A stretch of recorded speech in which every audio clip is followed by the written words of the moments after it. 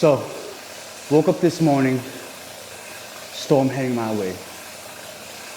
So, couldn't get my run in. It's crazy to think that 5 years ago, I would have used that as an excuse. I would have used any little thing to get out of doing my actual work that needs to get done, right? I realized 5 years ago, my life changed for a reason.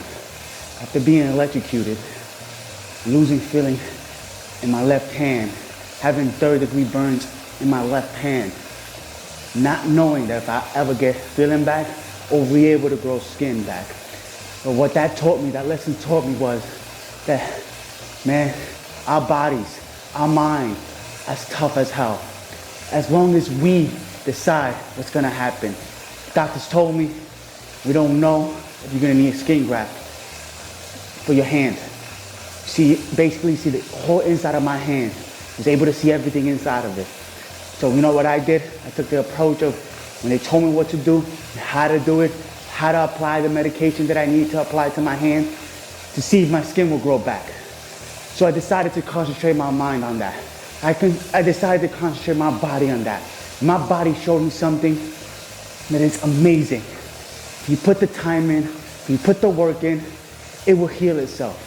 It would decide to heal itself. But if you take that mindset of saying, nah, this is my setback, I can use this as an excuse, I can use this as a crutch, your body would take that approach, right? So I decided, I put my mind through it. My hand rejuvenated his skin back. Felt amazing. Never got the feeling back in my hand. So there's another excuse I have. So I said, you know what? I'm not gonna use this as an excuse. I'm gonna figure out how to mentally get stronger, that I can able to send some signals to my left hand. It took a long time. It took, to this day, I'm still fighting that battle to make sure to keep myself in that path to be able to control my left hand. Still haven't rejuvenated it back. It's crazy how our minds are strong are. That my mind was so strong, right? That I was concentrating just on my hand, not knowing that I had slip disc in my back, in my neck, because I concentrated on one thing at a time. I handled one thing at a time. So that one thing that I concentrated on made me so much stronger. So when I dealt with surgery for my neck and woke up after the surgery, and the nurse told me, sir, you're not breathing properly. I was like, what do you mean I'm not breathing properly? Took off the mask that they had me on for air, started throwing up blood. I was like, whoa, everybody was scared in the emergency room. They didn't know what was wrong with me. They didn't know what happened during the surgery, right? So I had to take 3 days in ICU, touch and go. I had to realize when I was sitting in that bed, in pain with my neck, I had a bigger pain inside my body, something I couldn't see. My lungs, I had to fight, I had to push, concentrating on one thing. So when I left that hospital after those 3 days, and my neck was so much in pain because I had diverted the pain to make sure I concentrated on one thing at a time. The pain was bad. It was really, really bad for my neck. But I said, you know what? I will not use this as an excuse not to get myself 100% back. I'm gonna figure out ways. I'm gonna do all the rehab. I'm gonna do all the steps that I need to do. I'm gonna do my own research. So I didn't base everything on what everybody else told me. So when people come up to me and tell me, well, I have this pain, I have that pain, that's why I choose not to work out. That's why I choose not to push myself. I come to realize and I look at them like, I've had all those pains, but more. And I took the mindset of saying, you know what? I will not allow it to set me back. I will not allow it to hold me back. So many of us just use every single little excuse of why we can't get stuff done. It scares me sometimes because we all have great potential. We all have great talent.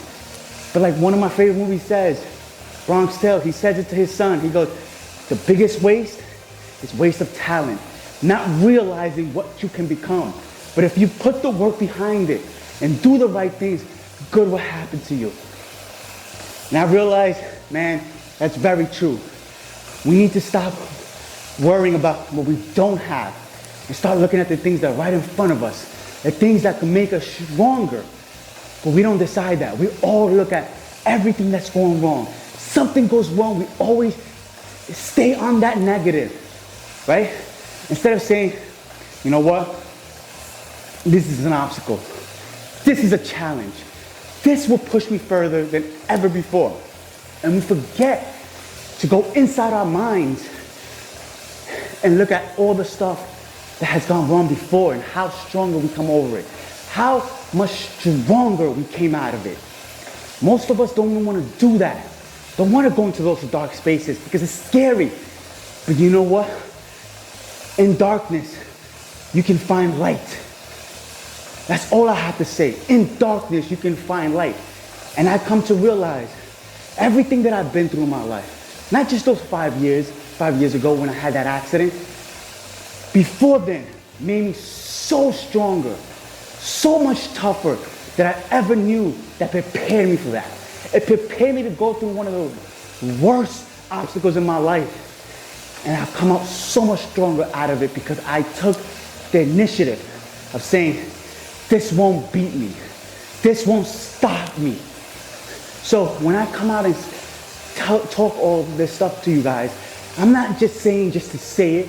I've experienced being in darkness. It's not a great way to live. Being inside darkness and not being able to get yourself out of it. Because we stop ourselves. Nobody else puts us in the darkness. We put ourselves in the darkness.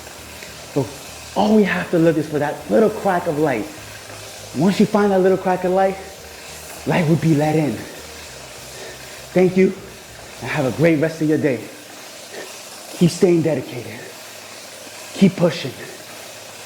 Don't stop.